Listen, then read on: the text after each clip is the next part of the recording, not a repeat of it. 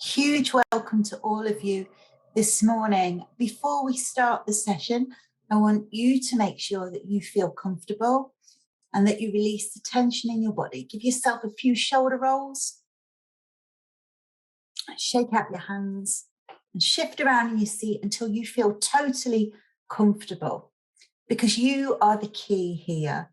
You are the key to helping your students return to school in a positive way. So we need to start with you and making sure you feel good.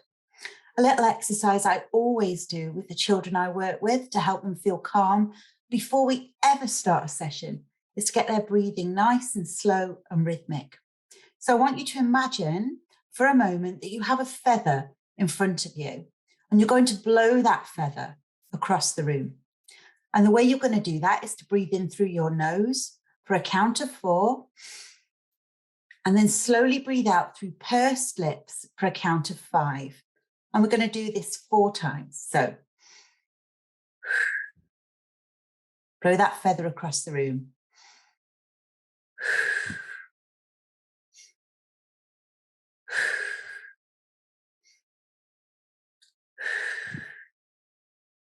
By taking deep, slow breaths, you calm your heartbeat right down.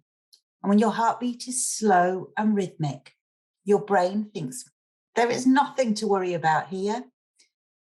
I can just relax and I can focus. And when you feel calm, you are 30% more intelligent. So you're going to learn better. And the same goes for your class. So doing a little technique like this with your class before you even start will help them feel calm and present. And it will just enable them to learn more and think more clearly. Another really nice exercise that I like to do to get people feeling positive and open to learning is to use positive affirmations. A positive affirmation is an I can statement.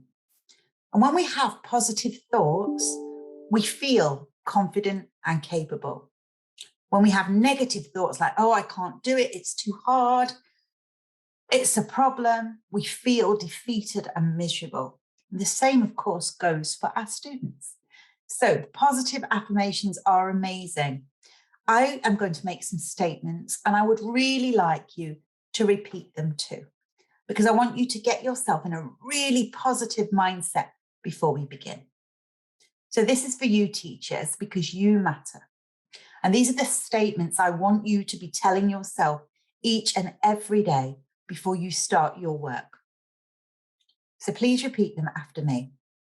The work I do matters. I am making a difference to my students' lives.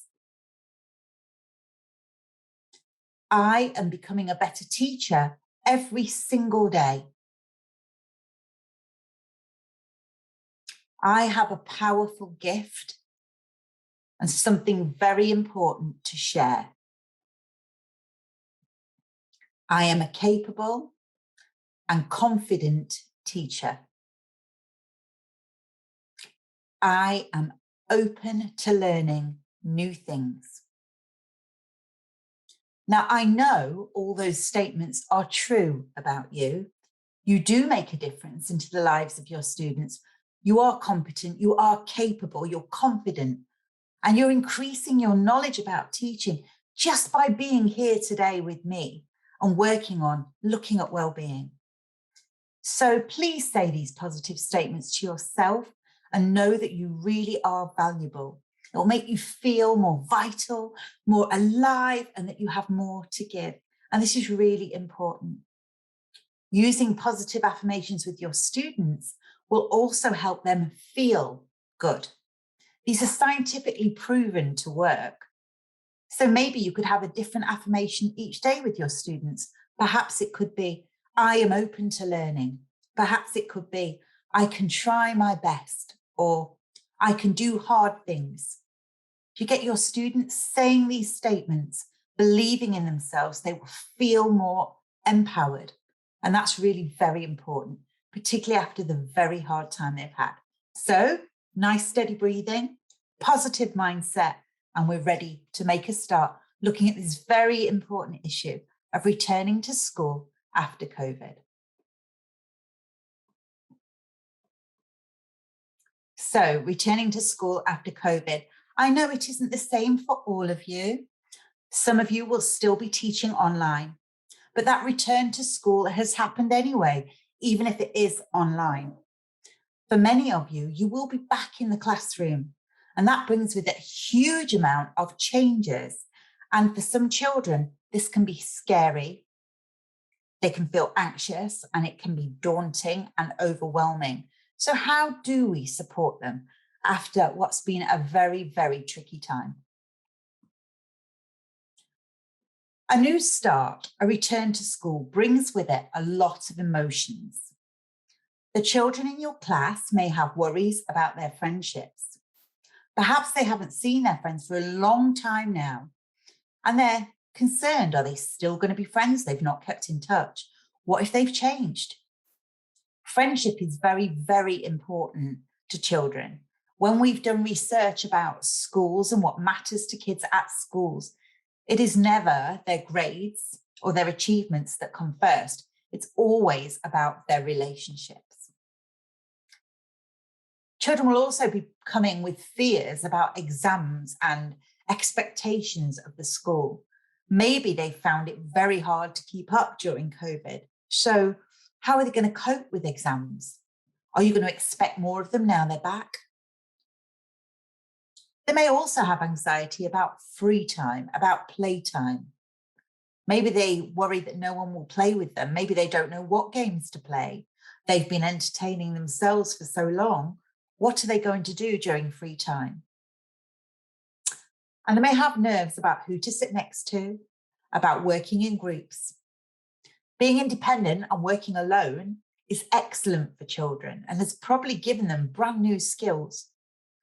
But working in a group can be tricky. And if you've not done it for a while, it might be quite scary. And then there's those children who have really been comfortable being at home without the stresses of school and who have enjoyed that time with their family. And they may feel very sad about coming back to school and losing that. A new start practically too for kids. They're going to have to think about getting up in the morning. Maybe they've not been getting up nice and early. And actually, if they have to get up, get in their uniform and get to school, they'll definitely be getting up earlier. And then there's a new timetable for them to contend with. You know, there's going to be more that they've got to deal with, like scheduled lunchtimes and breaks and perhaps a longer day. It's going to be full on. And then there's going to be some new subjects. Perhaps they're going to be doing technology or cookery or art or music or dance, things that they've not been able to do whilst you've been teaching them online. And then what about new teachers? They perhaps never even met you in person. And that can be really quite a big deal. Normally, when you move from one year to another, you get to see those teachers around school and you get to perhaps have a couple of sessions in the classroom. And that won't have happened.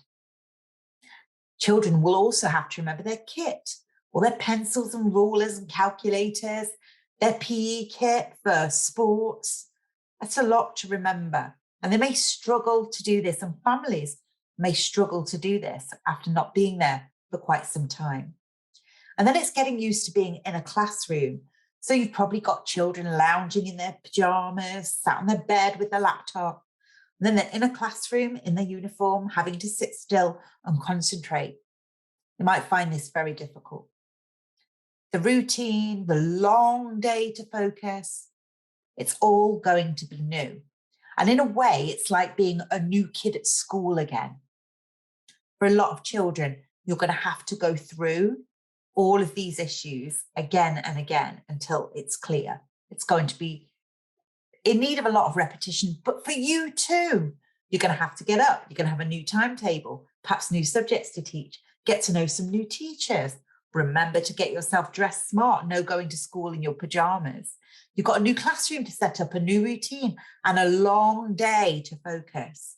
For both you and your students, it's a time of change, and change can be stressful. So don't set expectations too high. Give yourself a break.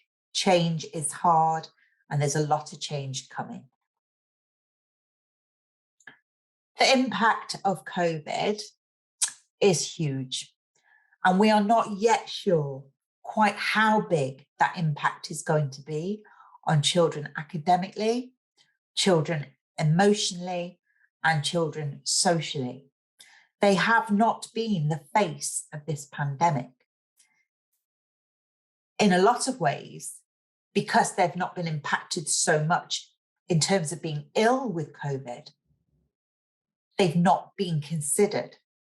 And yet they are among its biggest victims because their life has been changed profoundly. And we hadn't prepared them for this. Nobody was prepared for this.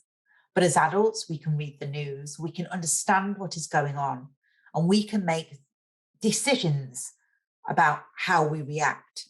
Children cannot. Suddenly they've gone from being at school to being at home. They hear talk, this illness, this thing that could kill them all around them. Their families have experienced poverty, loss of jobs, ill health, stress, changing working patterns. And that always impacts on children. It is not an equal impact. And this is very, very important as teachers that you're aware of. You might live in an area where there hasn't been a lot of illness due to COVID. However, not each child will have been impacted the same. Children from the poorest countries, children from the poorest families, children with additional support needs, disabled children, children who are being domestically abused, children who are witnessing domestic violence, all of them will have been impacted by COVID further due to the isolation and the impact of stress and chaos in their family. Larger families too have had more difficulties in a lot of occasions sharing technology, chaotic homes, noisy homes. So each child will have had an individual experience, and we need to be aware of that. And we need to know their story. We need to know how they've been impacted. It is important. We don't treat it as if everyone has had the same experience. COVID is a unique experience. And for you as teachers, it will also be a unique experience. You may have been very ill. You may have lost somebody you love. You may have found working online extremely difficult. You may have found it simple. Your family may not have been impacted, and you've perhaps really enjoyed working at home. We need to be very kind to each other as teachers and very empathic towards each other. Listen to each other's stories and give our students the same respect. All children, to varying degrees, will have had a disrupted time. Half on, half off, homeschooling, being at school, not homeschooling because they found it too hard. It's been a huge challenge, and some kids will have gotten very, very behind. Some will have struggled with the lack of social contact, and emotionally, there is going to be a lot of impact on kids. We don't yet know how much, but it has been estimated that teachers believe, on the whole, 75% of kids have had some toll taken on their mental health because of this situation. That's a huge amount. We don't know academically how hard it's going to be for children to catch up, but we do know that they are behind. We can't ignore this huge, huge impact of COVID. If we do, if we bury it and just move forward, business as usual, let's get on with teaching, academic stuff, we are not going to have children who are ready to learn. We're going to have children who've been through trauma, who are disadvantaged, and they won't learn as well. We need to rise to the challenge of what has happened, acknowledge it, respond to it, and support the young people as best we can so they feel very positive about being back at school and that their well-being is given priority, because it is only when children are well and positive that they are good and open learners. And that's really, really key. So that is why it's our job. Yeah, it's why it's our job. Families are under huge amounts of stress. Not all parents are parenting in a positive and supportive manner due to their own challenges. We are the other adults in children's lives, and it's really very important we help them feel strong and robust and ready to study. And well-being's got to be given a priority there. Schools play such an important part in supporting young people with their mental health. They provide stability, routine, consistency. They provide entertainment. Schools are a protective factor when it comes to young people's mental health. They have a connection at schools with trusted adults. All the children I provide therapy for, when I ask them to name the important adults in their lives, tend to do this: mum, dad, my teacher, grandparents. Most young people, you are at least third on their list, their teacher. They trust you. They trust you understand who they are and that you will help them. Yeah, that's really, really important to know. You are far more than their teacher. You're the person they trust to help them. So that's really very key. So how do we help children reflect on what has happened to then move forward? I think it's very important with any kind of tragedy or trauma that we acknowledge it, that we let children know it's okay to have a conversation with them about it, that we're comfortable with the subject. We don't have to pretend it didn't happen. There's been a lot of losses due to COVID. As a class, you may wish to light a candle for people who have died or people who are ill. If you're at a religious school or a spiritual school, you may wish to pray or meditate together. Will bond you as a community and show that you've got this shared experience. You might want to share stories about how COVID has impacted you. But, not everyone will want to do that or feel comfortable. But perhaps you could take the lead. Perhaps you could share a little of your experience during this time. And stories can be shared not just verbally, but through art or through music, perhaps. Maybe the young people need to pause and express what's gone before they move forward. Perhaps together you could plant a tree to mark this new start, or even plant a seed. The losses of COVID are very real, and like any kind of grief, it needs to be felt and expressed before we can healthily move forward. It is still ongoing too, and this is very, very important. It's not over. COVID-19 has not gone completely, and there are going to be ongoing losses and stresses and worries. And children we teach need to know we are comfortable and okay with talking about it and responding to it. So how do we support the young people in our care? Well, first and foremost, we welcome them back to school. In fact, we welcome them back to school every single day. We need our students to want to be with us, online or in person. They need to want to be with us. And the way we get them to want to be with us is to make them feel incredibly welcome. I watched a beautiful Oprah episode once where a psychologist was talking and said every morning when her children got up for breakfast, she would give them a big smile as they walked into the kitchen and say, "Good morning, it's lovely to see you." And her children would beam back at her. They might then go on to argue over breakfast cereal or forget the sports kit for school. But that initial welcome had made the children realize they were important, they were valued, and they were wanted. So make your welcomes big, make them sincere, and make them warm. And do that every single day. Let the children know you really are happy to be with them. You may feel jaded and tired of teaching through COVID. You may still be teaching online and it's boring and it's old, but let the students know that you are connected to them and you care about them and you are delighted to see them. It makes a massive difference. And then help them focus on a positive mindset.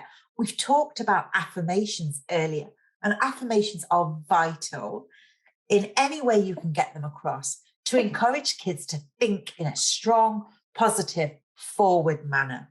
Yes, school is not going to be exactly as it was. You may still wear masks. Hygiene might be a big issue. There may still be distancing. You may still be online sometimes. Explain to them that something not being the same does not mean it's not new and exciting and challenging. And get them always to focus on the positives. If they struggle, have them look at their gratitudes. What are they grateful for? So it might be they're grateful for actually being at school. Yes, their desk is quite away from their friends, but they're grateful for being at school. They're grateful for seeing people again. They are grateful for a new year where health is on the up. If they struggle with positivity, get them to focus on gratitude. And as we said, acknowledge what has happened. Don't pretend it isn't there. And signpost support. So if children have problems with technology, where do they go? If children have problems emotionally and are really struggling with confidence, what can they do? Tell them what to do if they have a problem and where to go. And preempt this. Don't wait for a crisis. Give that signpost of support. Send it in an email, what to do if, and list the possible problems and where they can go and who they can contact. Really important. And do not rush back to school. Yes, there are a lot of academic standards we need to raise, but most importantly, children feel welcome. They feel positive. They feel you empathize with what they've been through. They know how to ask for help. When all that is in place, then the academic work can be given its focus. Empathy and kindness are key. As we've said, there are many inequalities in the impact of COVID. Everyone has a unique experience. We need to listen to each other's stories and we need to be kind. And it's really important that your students are given this message and are told that their friends, their peers in their class will all have had different experiences. And they may be feeling anxious or worried about a family member. They may be all nervous about being back to school. And the key is to be kind to each other. It will make the classroom inclusive. It will reduce bullying. In my book, Create Your Own Kindness, I have lots and lots of activities to encourage children to be kinder to themselves and to each other. And it's really very important. So make it a focus of your classroom and your classroom will thrive. How do we foster a positive mindset? Well, I talked earlier about gratitude. Get them to focus on how they grew as a result of their experiences through this pandemic. By that, I mean, did they learn to be an independent worker? Did they become more organized? Did they grow in confidence with technology? Did they get closer to their families? What changed for them? Many kids learned about flexibility. They learned that they could do hard things such as work on their own and be away from their friends. They probably found lots of creative ways to keep themselves busy or entertained. My daughter wrote a 45,000 word novel. She's 14. And that's what she did during COVID. Did they develop better IT skills? Did they get on better with their siblings? What did they gain from the experience? Because no matter how traumatic something is, we always learn and grow through adversity. And it's a really good way for children to understand that although what happened was terrible, they have emerged, they have coped, and they are striving forward with new skills. So maybe a class on that, or an assembly on that, and getting children to reflect on that would be very useful. Including emotional well-being practices into your daily timetable can be absolutely invaluable. Teaching children ways to calm down their anxiety and their frustrations is always very useful and is never ever a waste of time. In fact, it can be done very quickly. If you think back to the start of this session, where I shared with you a simple feather breathing exercise and some affirmations, it took no more than 5 minutes, but hopefully it calmed you down and hopefully it made you feel positive. And if you can do that for children in your class who are struggling with anxiety or nerves or lack of confidence, you'll be helping them be open to learning. So other ways you could do this would be perhaps with some Tai Chi. Tai Chi, as you perhaps know, is a very ancient martial art, but it's also a lovely fluid way of moving the body. I do Tai Chi every morning for about 10 minutes, that's all, but it makes me feel centered, it gets tension out my body, and it helps me feel relaxed. Maybe you could start your classes with 10 minutes Tai Chi, maybe even just 5 minutes after lunch, helping children feel good and calm and ready to learn. Yoga has a similar effect and really helps children focus on their breathing so that they're nice and relaxed. Mindfulness activities. Well, this could include colouring a mandala, for example. Anything that helps children focus on the moment. Grounding techniques work well in mindfulness, encouraging children to think about what they can see, what they can hear, what they can taste, smell, or touch in the present moment. Stops them worrying about the past or thinking about the future, that helps them be very present, which is very relaxing for the brain and helps them learn. In your classroom, you could have suggestion boxes and worry boxes where children could pop their ideas. So they're not all stuck inside feeling frustrated that maybe the lesson's gone too fast or they never get picked for the school sports team, but they can tell you. They have a way to let you know what's going on. When children are given a voice in any kind of way, they will feel more powerful and in control. One-to-one access to you is really vital. And I know this is difficult to achieve online and much easier to achieve in the classroom. Perhaps you could make appointments at break times, that kind of thing. But if you are online, email support so they can directly email you with their concerns. It's really vital and really, really useful. And don't underestimate the power of free writing and reflection. Sometimes children need to just voice what they are feeling. So do encourage that. It can just be a short exercise, but for them to be able to say what's going on for them, what's blocking them perhaps, will really help them open up and feel more calm and in control. And that's what we're aiming for, is calm and in control. When children are calm and in control, 30% more intelligent. And that is vital for us to remember. Parents and carers. Well, parents and carers are key to us understanding what has happened to our students during this time. The contact needs to also always focus on well-being. You may be reporting how they're doing academically, but please ask the questions. How have they been during COVID? Have you any concerns about your child's return to school? Because once we have a little bit of information, no, they've been fine actually, or they've really struggled to keep up with reading, or they are so nervous about seeing their friends. If we have that information, rather than guessing or mind reading or using our brilliant observational skills, what we do have is the knowledge to help and support our students. So make that contact easy. If parents have to call the school, then wait for you to call them back. And then when you call them back, they're not there. It can go on, and you never get the information you need. They need a really easy point of contact through email to be able to let you know what is going on. Vital to us helping our students to be their best.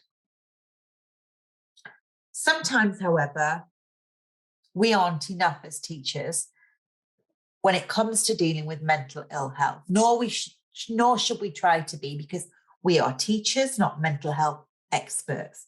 So how do you spot when extra help is required? So you look for out of the norm behavior. So if a child is inattentive and restless and they have ADHD, hyperactivity, for example, that wouldn't be out of the ordinary. Yeah. Some children struggle to sit still and focus. You probably know that about them. Don't worry. But if it's a child who's normally calm and focused and organized, and they're consistently inattentive and restless, you may want to explore what's going on for them. If there are attendance problems and very clingy children, talk to home, try and find out what is going on. Could be a sign that the child is really struggling. The same with disruptive behavior. Now, it might be the child's just come back to school struggling to sit still and are being disruptive, maybe because they've got behind. Try and get to the bottom of it. If it continues, you might make a referral to a therapist within the school or pastoral support. If a child who's normally very responsive in class struggles to answer, give it a couple of weeks, make sure they feel nice and comfortable. If it continues, again, you might want to delve deeper. Children who make frequent trips to the nurse or to the toilet, perhaps, using avoidant tactics, or maybe there's a health issue there. Keep an eye on these things. Problems in certain subjects, not turning in homework. Why? It's time to talk to family. It might be there's no space at home for them to work, or there's no laptop available because parents are working from home. There could be a very simple solution. It could be that they're just overwhelmed and maybe they need a little bit more support in a different way. If they're avoiding socializing or group work, they may have lost their confidence. So as a teacher, you might want to do more team building activities, but it may be something more than that. It may be anxiety. Keep an eye on all these areas. Give the return to school a few weeks. Try and talk to the parents and the child about what's going on. Yeah. But do keep an eye out, because sometimes extra support will be needed. And it's absolutely no reflection on you if you pass that child over to a health expert. But what I would absolutely emphasize is please do not wait for a crisis to occur. Don't wait for that child to stop attending school completely, or for that child to be crying at break time, refusing to go outside because they're struggling to socialize. Don't wait for that child to get so behind in reading, they are not going to catch up. Solutions are easiest at the start. They're always easier at the start. So spotting them and reacting to them is a very proactive response. And children often have the answers themselves. Children often have the answers themselves. I was working with a child recently who was very distracted when I was talking to him. I deliver my therapy online at the moment. And he kept looking to the side and I couldn't see on the screen what was going on. And I said, okay, I feel you're not focusing. And you were last week and I don't know why. And he said to me, the telly's on. Okay, I said, what could you do to stop yourself being distracted by the telly? And he said, I could turn it off. Simple solution made a huge difference to the rest of our therapy session. Sometimes a child might say to you, I want to sit next to my best friend because I'm feeling unconfident in class. When you question why they're not answering questions and things in class. Okay, so they often have the answer themselves. Sometimes they don't. Sometimes the parents might do. Sometimes you might want to talk to another teacher, perhaps their teacher from last year, to get some more insight. But do get in there and be problem solvers, yeah? Don't just think, oh, every child's struggling with the mental health because of COVID. Look at the individual, what's going on for them, what can be done. See if they've got an answer, yeah? Be positive and proactive. And don't ever underestimate how much relationships matter to kids. I said this earlier too. When we talk to children about what matters at school, and it comes up in the therapeutic sessions I do again and again and again, their relationships matter. The relationship with you as a teacher, they want you to be warm and kind and a good listener. They want you to be their cheerleader. Yeah. They want you to push them to the best of their ability, and they want you to have their back when they have a problem. So rather than being cross with them, their homework hasn't been handed in, you would say to them, okay, how can we solve this problem so it doesn't happen again? Be on their team. Their relationship with their peers matters hugely too.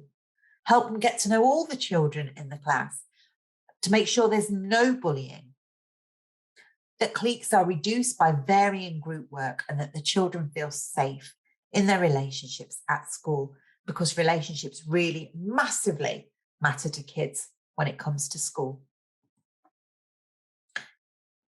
In terms of practicalities, how are we going to get these kids who've not had to do this to remember timekeeping, handing in homework, sticking to their timetable, finding their way around the school, remembering their sports kit, honouring the behaviour system in school in terms of how they behave, how they dress in their uniform, how they keep their work? How are we going to help them understand the school day and the structure of it?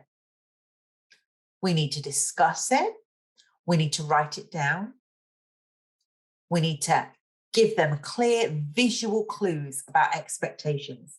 So maybe even have a timetable on the wall of your classroom telling them when PE is and their sports kit needs to be in school.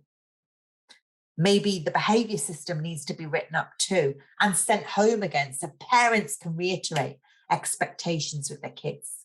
Discuss, write down, discuss, repeat, remind, make it so easy. Kids will be stressed, overwhelmed. They might absolutely be finding the return to school too much, chaotic.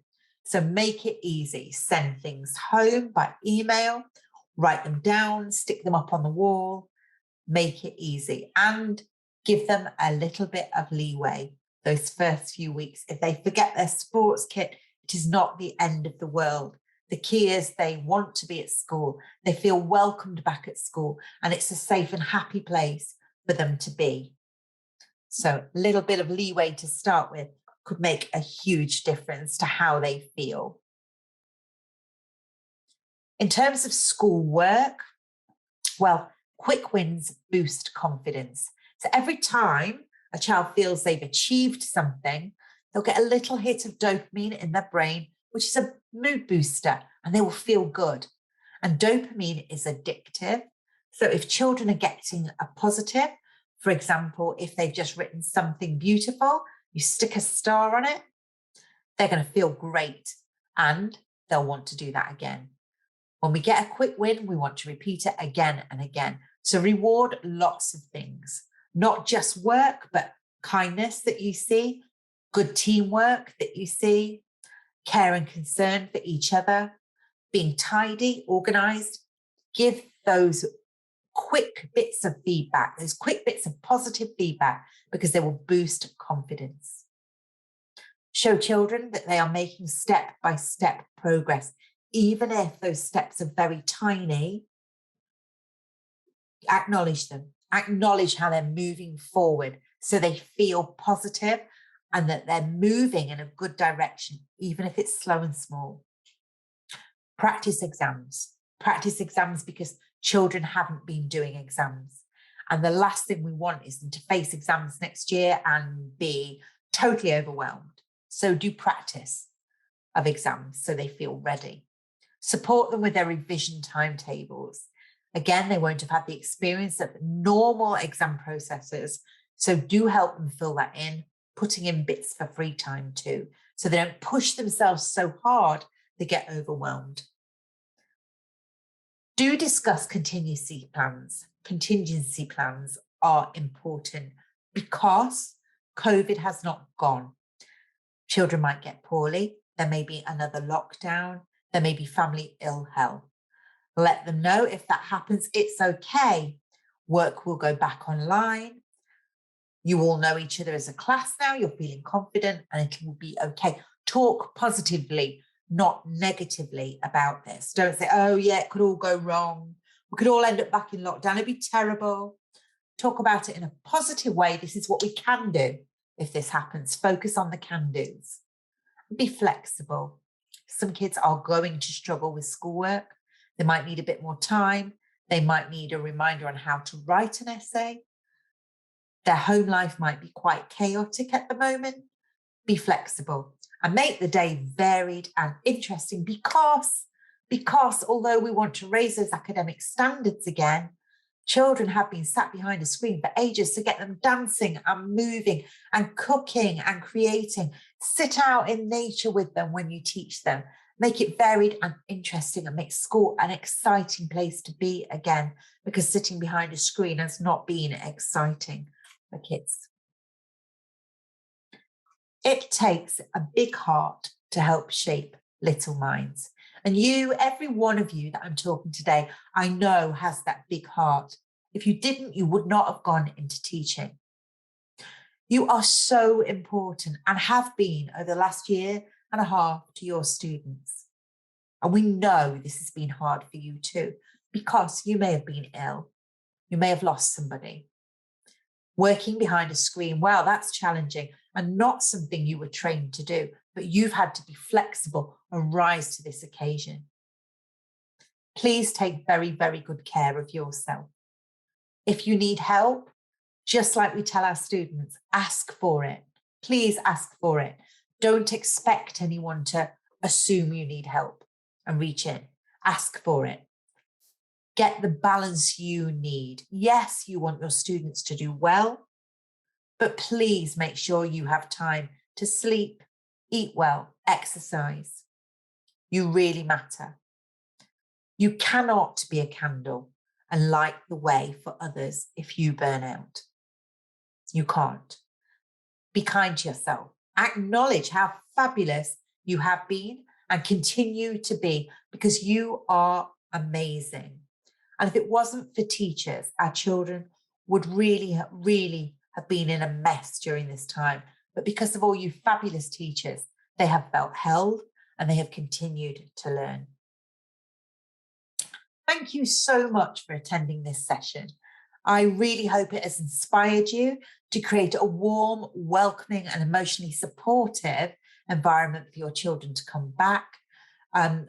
Collins, I've got all their details here, and you will be sent this presentation later, so you'll be able to get in touch with them should you have any questions. But if you have any questions now, I'll be delighted to answer them for you. Thank you for listening. Thank you so much, Becky. That was absolutely wonderful. And before we move on to the Q&A section, I just want to wrap up a few things about this webinar.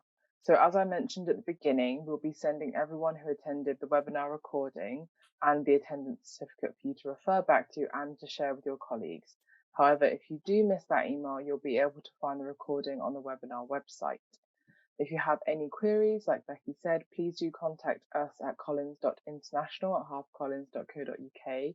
And if you're interested in purchasing one of Becky's wonderful books, which are filled with fun lesson plans and ideas for improving well-being in the classroom, then please do get in touch with us directly.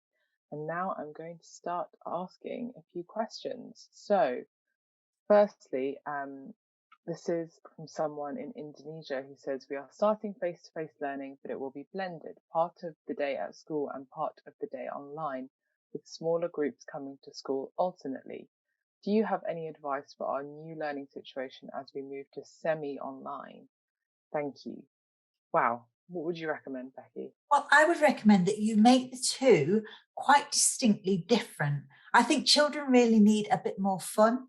And I think they need school to be quite a different experience. So mix it up a bit, try and get some movement in there, try and get group work going, because we need to reinvigorate those group working skills. So children are talking to each other and socializing when they're together. Get outside if you can, do practical things if you can, make them distinctly different. We need to get children feeling confident again about being together. That's such a good tip. And I should just say that if you're a long time follower of ours, then you will know that Becky has actually already done a few webinars on this exact topic. And my colleague has dropped the site on which we host all of the recordings as well. So you can definitely go and refer back to those in your own time. And please do share them with your colleagues because they are absolutely wonderful. Someone else asked, well, firstly, they say thank you for your insightful points, Becky. And they've asked, in a way, our role now is both as educator for academic spheres and as a caregiver. How can we make these more balanced and sensible in a given context? There are times we're more drawn to academic roles due to some compelling targets outlined by the school. I think this is something that we'll see a lot across the board at every single level. So I'd love to hear what you have to say about this one. I think that there's a lot of pressure on teachers to reach these academic targets, yeah? But I absolutely know from experience of counseling many, many children that when a child is overwhelmed with anxiety or stress or worries or nerves, they just make poor choices again and again, and they don't think clearly, and they've scientifically proven, and I say this so many times, but you are 30% more intelligent when you are clear in your mind. So we can argue that, I think, with our head teachers or the people putting pressure on us, that unless we attend to well-being, even just a little bit with a quick Tai Chi session or a bit of yoga or breathing or a check-in with the kids on how they're feeling, if we don't do that, these kids aren't going to be learning anyway. So we need to fight for this focus on well-being, and we need to present the evidence in a clear manner, but be quite firm about it. Our students need to feel okay in order to do their best academically, and that's well evidenced. Thank you. I think that's really important. And you're right. I think it will be a fight in a lot of situations, but I think it will. I think it's one that's very reasonable. I think especially someone has asked about how to keep this going further down the school year when stress increases as we get closer to exam season, for example. I think that's quite a nice follow-up to the question that we just had. So do you have any ideas or techniques that you'd like to recommend there? Absolutely. I think when it comes to things like, for example, exams, we focus very much on what the children need to revise, but we don't always encourage them to look at ways how to revise and making sure that they get slots of free time that they use constructively. They don't just go on their phone, for example, but they'd go and exercise, and they make sure they put their eating time in there too, so that children are well nourished. This focus on well-being will get them better results, because a child who is rested, who's feeling fit and well, and is eating properly will do better in their exams. They just will. So we need to slide well-being in wherever we can, because it is so crucial to developing good learners. So help them with their revision plan and plan that in too, keep it going. It really does matter. We know with ourselves, if we let our good health slip, everything else slips too, particularly our performance. So part of wanting our students to perform well, and deal with all the pressures that school life can bring on them, is making sure their well-being is always the priority. That's really good. Thank you. I want to touch upon the thing that you mentioned about conversations between teachers and parents, and how you said they always had to be led by the students. Do you have any tips to ensure that when you're having those conversations, that they are sensitive and appropriate and focused, especially if sometimes it might be actually quite a difficult conversation to have with the parent? Yes. I think it's always important to be upfront with parents about the confidentiality you can ensure. You're not their best friend, you're their child's teacher. So they need to know that you may have to report certain things. They need to know how much time you have available to talk to them, so you can manage their expectations. And they also need to know that you understand that everyone has had a unique experience of this, and they don't need to try and impress you about how well their child has coped, but that you want to hear honestly what their child is struggling with, so you can best help them. Because I think sometimes parents feel they need to tell teachers they've done everything right. Oh, I've made them study, I've made them go online, I've made them, and they need to know you're not judging their parenting, but that what you want to do is best support their child. So manage expectations and time, be clear about confidentiality, but let them know you want the truth in order to best support their child, and that you want to work with them as a team around getting the best for the child. They don't need to impress you. I think those are quite key elements there. Absolutely. I think a lot of people will really resonate with that.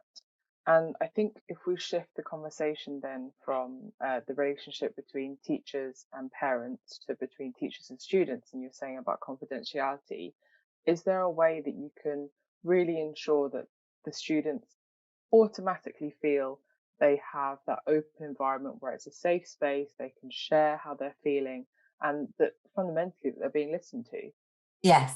Well, I think it starts with yourself. You're the best role model to your students as a teacher. So be open yourself. Tell them what you found tricky about COVID.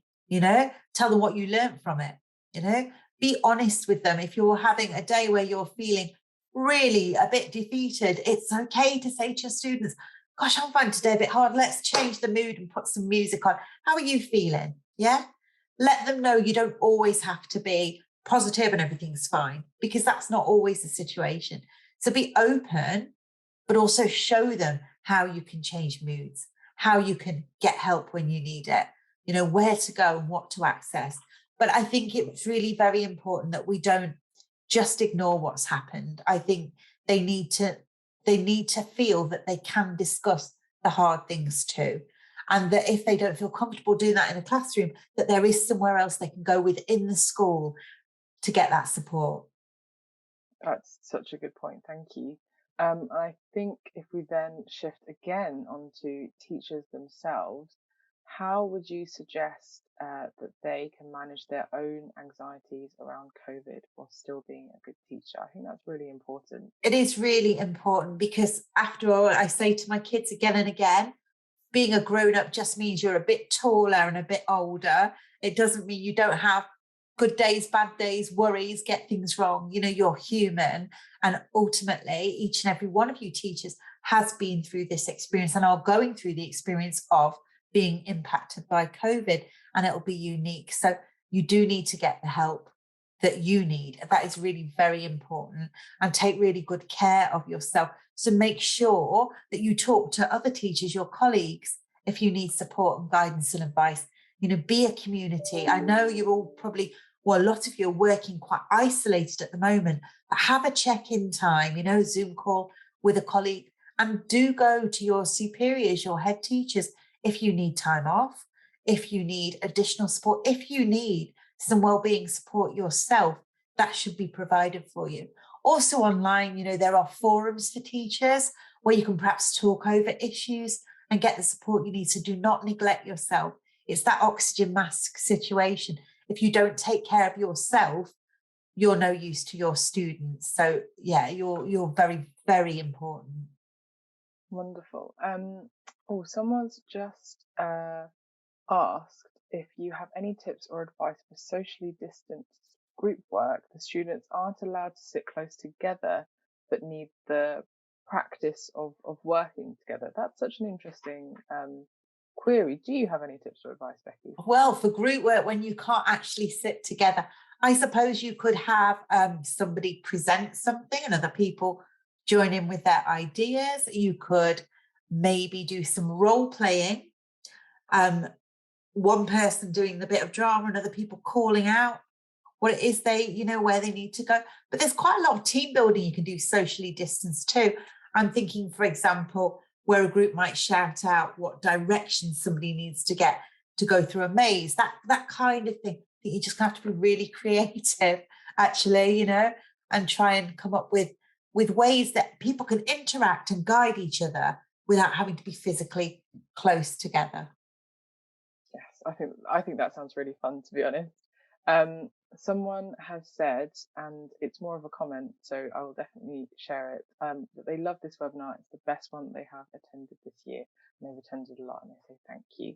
So I just want to say thank you again, Becky. And before we close, I would like to give you the floor. If you've got one thing that you'd like our audience to take away from this session today, what would it be? It's all yours. I think it would be, give yourself a massive high five today, because you have survived. this year and a half of COVID impacting on your profession. You've not been there in front of the kids, which is what you were trained to do, but you have risen to the occasion. So treat yourself today. It could be a lovely bath. You could have a great hot chocolate, but treat yourself in some way and just, say well done to yourself because you've done this, and now it's on to the next phase and it's going to be amazing. Wonderful. Thank you so much. Someone has said, let's go shopping. Let's go shopping. Brilliant. That's brilliant. Definitely. You deserve, like we give kids certificates all the time when they've done well, right? Give yourself a certificate. You've done this. And now it's moving forward, which is just brilliant. And we should celebrate that. Amazing. And speaking of certificates, we will be sending out the certificate of attendance for this webinar very, very soon in an email. So do keep an eye out for that. I think all that's left for me to do is to say thank you to Becky. Thank you to all the teachers who attended. I really hope you've enjoyed it. I always find myself so uplifted after webinars like this. So please have a lovely day and take Becky's teachings with you into the rest of the week. Thank you so much, everyone. Do take care. Bye. Bye-bye.